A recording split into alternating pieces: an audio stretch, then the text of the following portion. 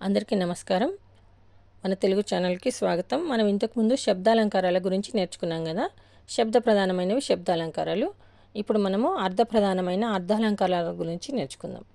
అర్థాలంకారాలలో ఉపమాలంకారం. ఉపమేయానికి ఉపమానంతో చక్కని పోలిక చెప్పిన ఎడల అది ఉపమాలంకారం. ఉపమేయానికి ఉపమానంతో చక్కని పోలిక చెప్పిన ఎడల అది ఉపమాలంకారం. ఉదాహరణ: ఓ కృష్ణ, నీ కీర్తి హంసలాగా ఆకాశగంగలో మునుగుతూ ఉన్నది. ఇక్కడ మనం దేన్ని పోలుస్తున్నాం? ఉపమేయాన్ని ఉపమానంతో చక్కని పోలిక చెప్పాలి. ఉపమేయం అంటే కీర్తి, అంటే ఏ వస్తువును పోలుస్తున్నామో అది. కీర్తిని పోలుస్తున్నాం. ఎవరితో పోలుస్తున్నాం? ఉపమానం అంటే హంసతో పోలుస్తున్నాం. దేనితో పోలుస్తున్నాం? హంసతో. సమాన ధర్మం ఆకాశగంగలో మునగడం, అంటే కీర్తి హంస రెండు ఆకాశగంగలో మునుగుతున్నాయి. కీర్తి హంసలాగా, హంస ఫాస్ట్గా వెళ్తుంది కదా, అలాగే కీర్తి కూడా హంసలాగా ఆకాశగంగలో మునుగుతోంది అని అర్థం.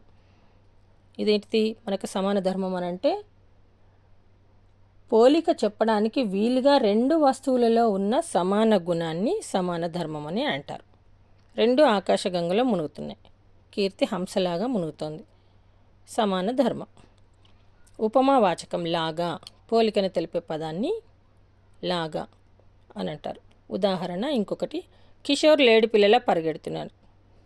కిషోరు లేడి పిల్లలా పరిగెడుతున్నాడు. లా వచ్చింది. లాగా అంటే లేడి పిల్లలాగా పరిగెడుతున్నాడు.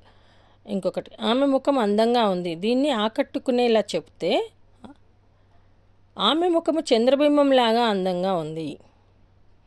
ఇది సింపుల్. ఆమె ముఖం అందంగా ఉంది మనం మామూలు మనుషులని చెప్తాం, కానీ కవులు అలంకారాలలో ఎలా చెప్తున్నారు?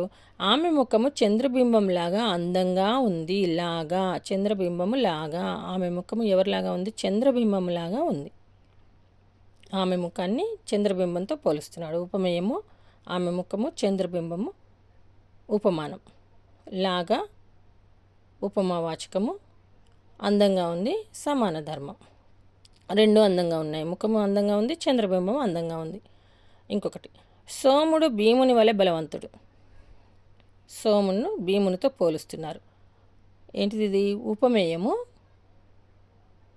సోముడు.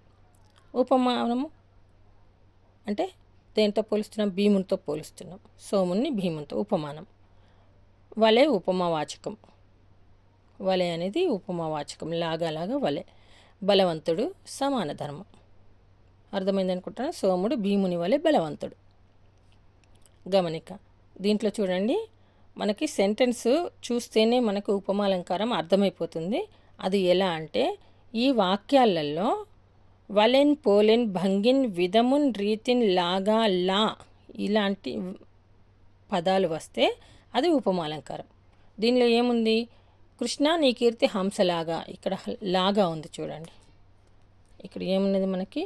లాగా. అంటే ఇది ఉపమా అలంకారం. ఉపమాలంకారము కళ్ళు మూసుకొని పెట్టచ్చు మనం. తర్వాత రెండవది చూడండి. కిషోర్ లేడి పిల్లలా పరిగెడుతున్నాడు. లాగా లా, పిల్లల, లేడి పిల్లల పోలిక చెప్పబడింది. ఆమె ముఖం అందంగా ఉంది అని అంటే ఇది మనము కవులు చెప్పిన పదం ఏంటిది? లాగా. చూడండి, ఆమె ముఖము చంద్రబింబము లాగా ఉంది. చంద్రబింబం లాగా ఉంది. సోముడు భీముని వలె, వలెన్. సోముడు భీముని వలె బలవంతుడు. దీంట్లో ఏమన్నాం మనము? ఈ సెంటెన్సులలో ఇలాంటి పదాలు వస్తాయి. ఏమేం పదాలు అవి? వలెన్, పోలెన్, భంగిన్, విధమున్, రీతిన్, లాగా, లా ఇలాంటి పదాలు వస్తే అది ఖచ్చితంగా ఉపమాలంకారమే అవుతుంది. ఈ వీడియో కనుక మీకు నచ్చినట్లయితే లైక్ చేయండి, షేర్ చేయండి, సబ్స్క్రైబ్ చేయండి. ధన్యవాదాలు.